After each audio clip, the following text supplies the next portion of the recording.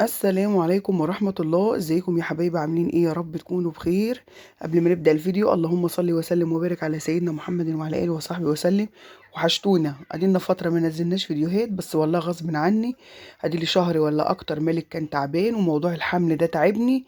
بس يلا الحمد لله، كل اللي يجيبه ربنا كويس.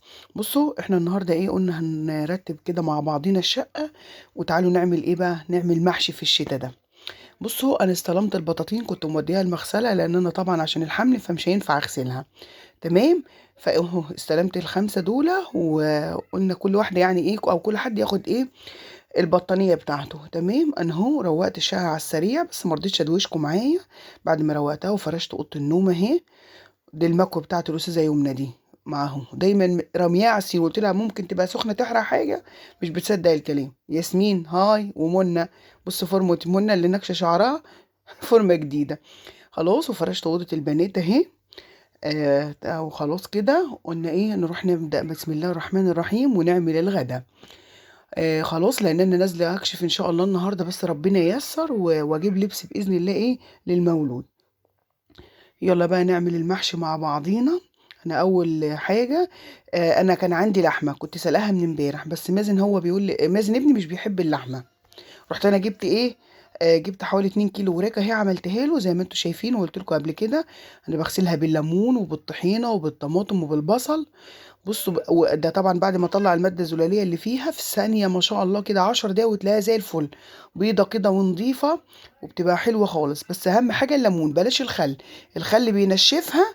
وبحس ان هو مش بينضفها زي الليمون. الليمون حلو خالص. انا هحضر ميه سلق الكرنب اهو. بصوا انا بحط فيها معلقه كمون كبيره ومعلقه ملح كبيره. الكمون وانت بتسلقيه مش هيخلي فيه ريحه خالص. تمام. خلاص اهو انا حضرت ميه الفراخ. انا عملت الفراخ معاكم قبل كده خطوه بخطوه. انا حطيت بصله ورق لورا وحبهان وفلفل اسود ناعم. علشان معلش فلفل اسود حب، لان الناعم بيخلي لي الشوربه لونها اسود. مسمره كده. وطبعا شوربه اللي هي المحشي انا بتبقى عاوزاها حمراء. بيبقى لونها احمر كده، هقول لكم هعمل فيها ايه عشان تبقى حلوه. خلاص انا حطيت معلقه الكمونه والملح زي ما قلت لكم. هنبدا ايه بقى نسلق بسم الله الرحمن الرحيم. يلا اهو. جبت بقى، انا قطعت ايه، انا بحب اقطع الكرومبه، مش بحب اسلقها صحيحه. فقطعتها ايه واحده واحده خلاص، يعني فرده فرده زي ما بيقولوا. ورحت ايه سلقتها. خلاص انا بص ميه الفراخ، انا حطيت الفراخ وهي الميه ايه لسه بارده. لان هي الفراخ طازه، يعني انا غسلتها كده، جبناها وغسلناها غسله حلوه زي ما قلت لكم وحطيتها. لكن لو الفراخ انا مثلا مجمداها في التلاجة او حاجه لازم الميه تغلي. لكن الميه ما يعني الفراخ طازه عادي بحط لها الميه ايه. بحط الميه مع يعني بارده. كله مع بعضيه يغلي في قلب بعضيه. خلاص زي ما قلت لكم اهو. انا فردت الكرنب وماسكه اللي بطلعه بالقطاعه دي. اللي هي فيها يد سيليكون بتبقى حلوه. مش بتقطع لك الكرنب وانت بتطلعيه. خلاص انا سلقت الكرنب كله مع بعضيه اهو. انا بحب احشيه في الارض، بس انا طبعا عشان بطني هي ما شاء الله يعني. ادعوا لي ربنا يا رب يقومني بالسلامه انا وكل اللي زيي يا رب. بقيت الحاجه ام كرش. خلاص فانا ايه عملته كده، لفيته كله ايه على الترابيزه. الكرنبه طلعت صغيره كده ايه على قد ولادي اللي هم بيحبوا المحشي. جبت معاهم نص فلفل ونص كوسه. خلاص انا حطيت معلقتين سمن بلدي، هنبدا نعمل ان شاء الله الخلطه. حطيت، انا بحب السمن البلدي جدا. في المحشي بالزيت، وضفت عليهم شويه زيت. على فكره. وبعد احيان بعمله بزيت يعني صافي، لان الزيت بيفلفل الرز وبيديه لمعه. بس عادي يعني، عاوزه تحط معلقتين سمن بلدي وحبه زيت معاهم تمام مش مشكله. فايه اهو انا ايه طبعا، بس المهم تخليهم يضحوا مع بعضيهم لغايه ما يسيحوا كله مع بعضه كده. علشان قبل ما تنزلي ايه بالبصلايه، انا كنت مقطعه ما شاء الله حوالي 4 بصلات كبار قد كده. المحشي بيحب البصل. المحشي بيحب البصل، ويا ريت البصل ما تبقاش مفرومه ناعمه. اهو انا حضرت ال4 بصلات كبار اهو شايفين. ولا ناعمه ولا خشنه. اللي هو انا مقطعه يعني ما تفرمهاش في الكبه، بصل المحشي ما يتفرمش في الكبه. هتبقى ناعمه وتتحرق معاكي. خلاص احنا سيحناهم اهو. الزيت مع السمنه، وننزل بسم الله الرحمن الرحيم. شايفين اهو، شايفين حتى الدخانه طلعت. هنفضل بقى ايه. بس يا ريت وانت قبليها تحوشي مثلا معلقه بصل كبيره على جنب، هقول لك تعملي بها ايه. خلاص. المهم بسم الله اهو، احنا هنفضل نحمر فيهم كده لغايه ما يصفروا، مش اللون الذهبي الفاتح، لا اللي هو يعني المغمق شويه. بعدين البصله بتاعه المحشي لازم تحمر جامد شويه، بس المهم ما تتحرقش مننا يعني. خلاص اهو زي ما انتوا شايفين، هنبدا بقى بسم الله نحمر فيها كده لغايه ما تاخد اللون بتاعها. المحشي يا بنات لازم في ميه السلق زي ما قلنا نحط ايه. الله اكبر الله اعظم، الاذان معلش، الله اكبر الله اعظم. نحط فيها ايه ميه السلق، نحط فيها الكمون. خلاص انا هبدا احمر في البصل اهي. خلاص حمرنا اهي يا بسم الله. بص مالك بيزن ازاي. مالك اول ما بيشوف المحشي الحاجه الوحيده والحمد لله ان هو ايه، ربنا شفاه، ادعوا له بالشفاء يا حبايبي. بصوا بقى، قبل اي حاجه نحط معلقه صلصه كبيره اهو. معلقه الصلصه بتدي طعم روعه خالص لخلطه المحشي، ونفضل نقلبها مع بعضيها لغايه ما تتجانس كده. يعني ايه، مش اللي هي تحطيها وتحشيها على طول، لا، افضلي قلبي كده معاها بسم الله لغايه كده ايه ما تبقى تحس ان ريحتها ظهرت. هي ما شاء الله الصلصه دي معلقه معلقتين اللي يريحك يعني، بس انا حطيت معلقه كبيره يعني اللي هي كبيره كبيره بذمه وضمير. خلاص هفضل بقى ايه نقلب فيهم مع بعضيهم كده لغايه ما تتجانس. انا ما حطيتش ملح، ما حدش يحط ملح دلوقتي، ما مش هنحط ملح دلوقتي خالص. خلاص انا بقى ايه، انا عندي كام ولا التوابل هحطها دلوقتي خالص، بس كده هنزل بعصير الطماطم. انا دول كانوا حوالي كيلو وربع. خلاص ضربتهم في الخلاط اهو. ومش هحط برضو اي حاجة دلوقتي، التوابل ما تحطهاش دلوقتي، هتدي يعني هتعمل ايه، هتحدالك الخلطة بكله و... ومش هتبقى حلوة. التوابل حطها في الاخر، انا هقولك انا احطها امتى. والله خطوة بخطوة ان شاء الله يطلع المحشي طعمه حلو خالص. واحنا طبعا زي ما قلت كل مرة بقول كلنا شاطرين وكلنا ستات بيوت، ومرة يطلع حلو ومرة يطلع وحش، المهم بيبقى نفسنا في الحاجة.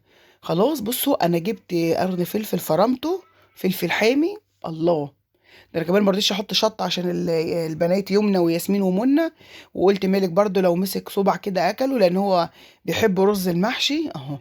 بس شفت انا حطيت ايه، قرن الفلفل بس، وفضلت اقلب فيه كده ليه. المهم يبقى تبقى فرماه كويس. خلاص بقى تعالى نغطيها عشان تتسبك براحتها.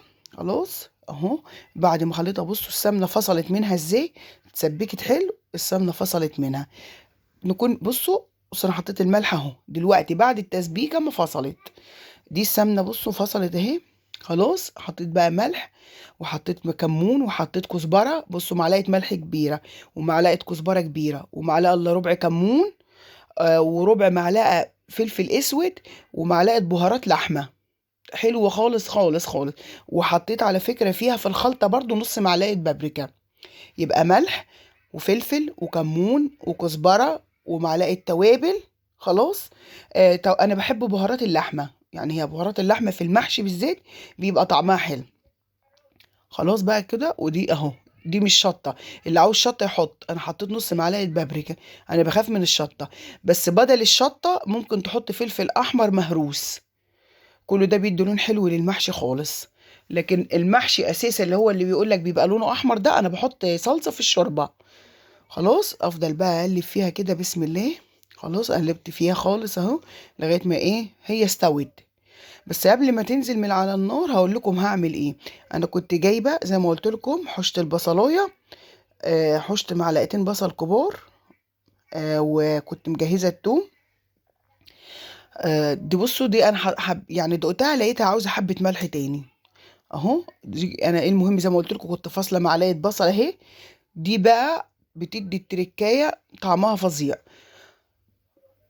ايوه بصي يمنى بتقولي، بتقولي يا ماما فعلا بيبقى ريحه البصل والثوم وهو ني. يعني دي بصي مش كتير، هي معلقه واحده. خلاص انا فرمت زي ما قلت لكم معلقه ثوم كبيره، كنت حاجزه معلقه بصل رحت حطيتها دلوقتي. خلاص هفضل بقى ايه نقلب فيه لغايه ايه، لغايه ما هو زي ما انتم شايفين لغايه ما يتجانس مع بعضه. بصوا انا اكون مجهزه الرز، انا عامه الرز المحشي ما بغسلوش.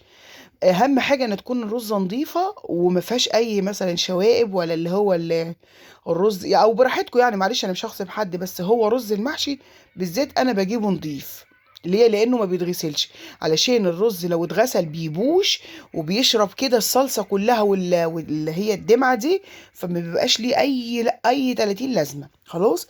انا سبت بقى ايه، انا سبتها لغايه ما ايه يعني بردت شويه اهو. ده رز، انا جايبه رز الضحى بس. خلاص اهو، او المصطفى، معلش عفوا، رز المصطفى ده رز نضيفه. خلاص. بصوا انا نزلت اهو بيه، ما غسلتهوش، لكن انت لو هتغسليه هتسيبيه ينشف حوالي ساعه. آه تمام اهو. بفضل اقلب فيها كده، انا فضلت اقلب فيها واسيبها تبرد. هقول لكم هسيبها تبرد ليه، بس هحطها في حاجه واسعه يعني. هي الصينيه دي هفضل بقى اسيبوها كده تبرد خالص علشان تنزلي بالخضره لما تبرد. الخضره وانت الحاجه وانت حطاها على البوتاجاز او سخنه بتدمر منك، تبقى تسودي في المحشي. لكن بصوا هي هتفضل ما شاء الله كده بخضرها في المحشي اهو. انا بعد ما سويتها كويس وحطيت الرز سبتها بردت في صينيه كبيره ونزلت عليها بالخضره. بصوا بقى انا هبدا ان شاء الله ايه، هحشي كده على السريع اي حاجه كده بسرعه علشان ربنا اعلم بيا. انا حطيت بصله وطماطمايه في الارض، ولو بصلايه معلش قصدي بطاطسايه وطماطمايه، عندك اي حاجه اعمليه. يلا بسم الله هنبدا نحشي اهو. بص مالك بيقول حته، بس هو حته ايه ده ني يا مالك. خلاص. ننزل كده اهو. انا هحشي كده على السريع. انا لقيت الكرنبايه ايه يعني، هي مش كبيره قوي يعني، فزي ما قلت لكم هعمل معاها فلفل، نص فلفل نص كوسه. هنشوف هنعمل ايه مع بعضينا. خلاص. نبدا نحشي. بس قبل ما نحشي بصوا انا اتكلمت معاكم قد ايه اهو شرحت. ما تنسوناش في اللايك بالله عليكم.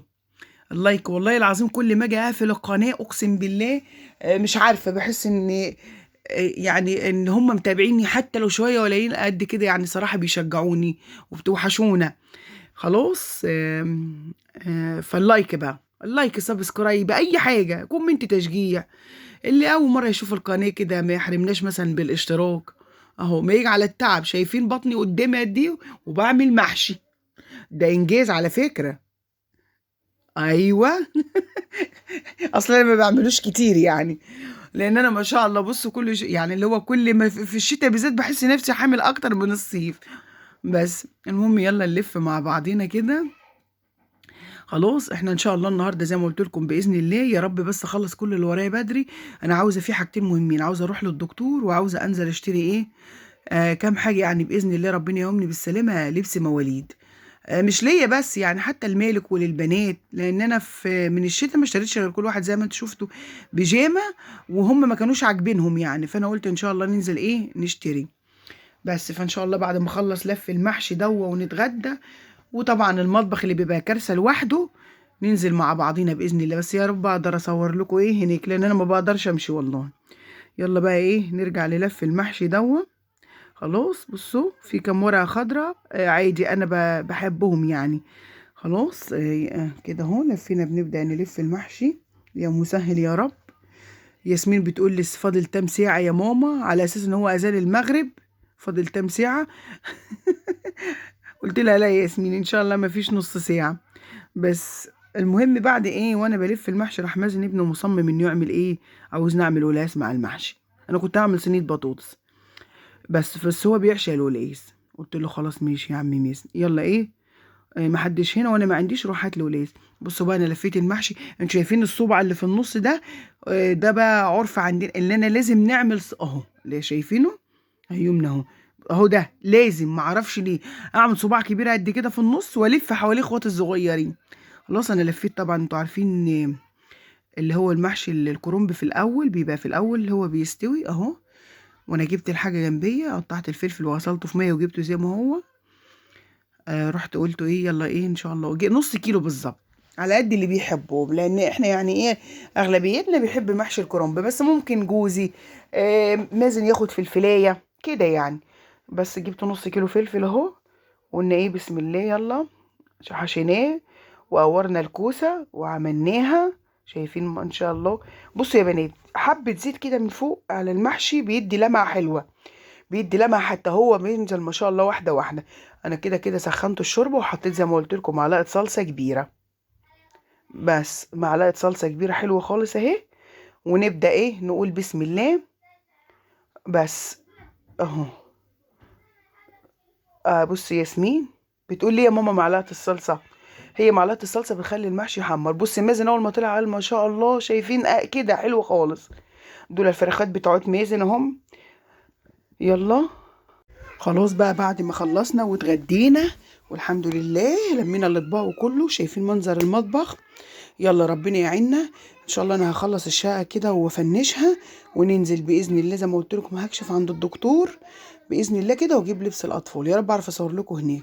خلاص بقى يا حبايبي، بالله عليكم ما تنسوناش في اللايك بقى، واللي اول مره يشوف القناه يدوس كلمه اشتراك وكلمه الكل علشان اول ما انزل فيديو تشوفوه، علشان استمر. والله العظيم فعلا كل ما افكر اقفلها اقول زي يلا مش مشكله، هتوحشونا. خلاص انا كده بشطف في المواعين. كنت بقول يا رب يكون عندي بنت كبيره كانت ساعدتني، بس يلا الحمد لله، ربنا يبارك فيهم ويبارك في مازن ويبارك فيهم كلهم يا رب، ويكمل الشفا مالك على خير. خلاص انا بقى خلصت كده وفنشت المطبخ الحمد لله عشان ارتاح نفسيا قبل ما انزل. ويلا بقى ايه، نمشي بقى. بصوا ده معطر جو الغسيل تحفه يا بنات من ماي وي حلو.